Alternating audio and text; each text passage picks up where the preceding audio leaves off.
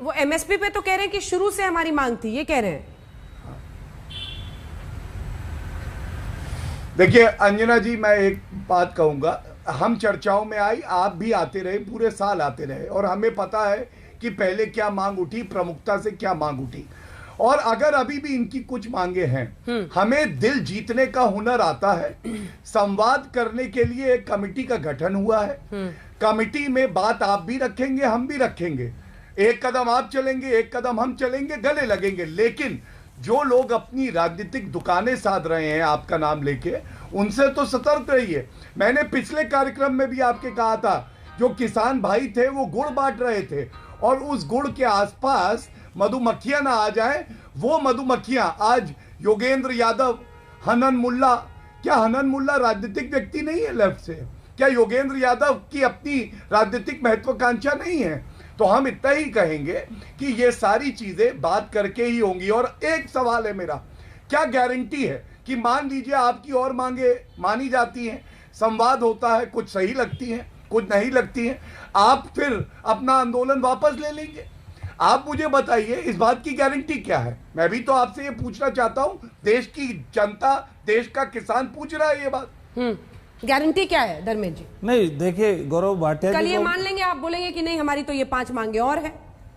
नहीं देखिए अंजना जी, किसान जो है कभी अपनी बात से मुकरता नहीं है। अभी गौरव भाटिया जी ने कहा कि बड़ी मांग ये थी। देखिए गौरव जी, ये कृषि कानून 1 साल पहले भारतीय जनता पार्टी लेकर आई थी, लेकिन ऐसा नहीं था कि उससे पहले किसान की कोई समस्या नहीं थी।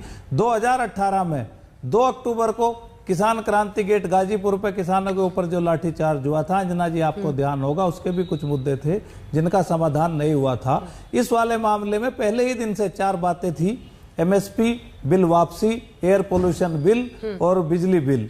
तो 2 पे हमारी करीब करीब सहमति पहले से ही हो रखी है। अब रही बात एमएसपी की, भाटिया जी ने कहा ये नहीं। देखिए भाटिया जी, प्रधानमंत्री जी ने एमएसपी के लिए ये कहा था, एमएसपी थी, है और रहेगी, ये हमारी मांग के संदर्भ में कहा था अंजना जी।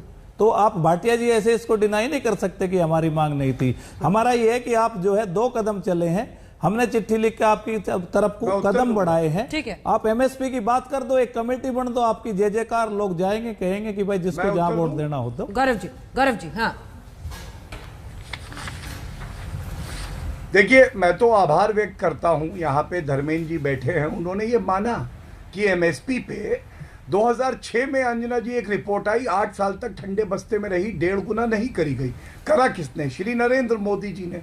स्वामीनाथन जी ने तारीफ करी। फिर एक भ्रम जाल फैलाया गया कि एमएसपी समाप्त हो जाएगी, लेकिन 2 बार एमएसपी बढ़ा के घोषणा दोबारा हुई। ये अपने आप में दिखाता है कि श्री नरेंद्र मोदी जी किसानों की कितनी चिंता करते हैं, आपको अन्नदाता मानते हैं। लेकिन मुझे ये बताइए, आप लोग सब लोग कहते थे, और ये कांग्रेस पार्टी से भी सवाल पूछिएगा, ये लोग कहते थे 3 कानून आप लाए हैं, agriculture is a state subject संविधान में, तो ये कूच कभी कांग्रेस शासित राज्यों में क्यों नहीं होती है? ये संविधान तो कहता है एग्रीकल्चर एंट्री 14 लिस्ट 2 में है, और मोगा में लाठीचार्ज होता है पंजाब में, वहां कूच नहीं होता है। Section 25 Punjab contract farming act का कहता है करार तोड़ेगा किसान जेल जाएगा। ठीक है, वहां पे कानून वापस नहीं हुआ, लेकिन कूच नहीं हुआ। दिल्ली में भी तो राज्य सरकार आपकी नहीं है। राजस्थान में हनुमानगढ़ में लाठीचार्ज होता है किसानों में। आम आदमी पार्टी की सरकार है यहाँ पर।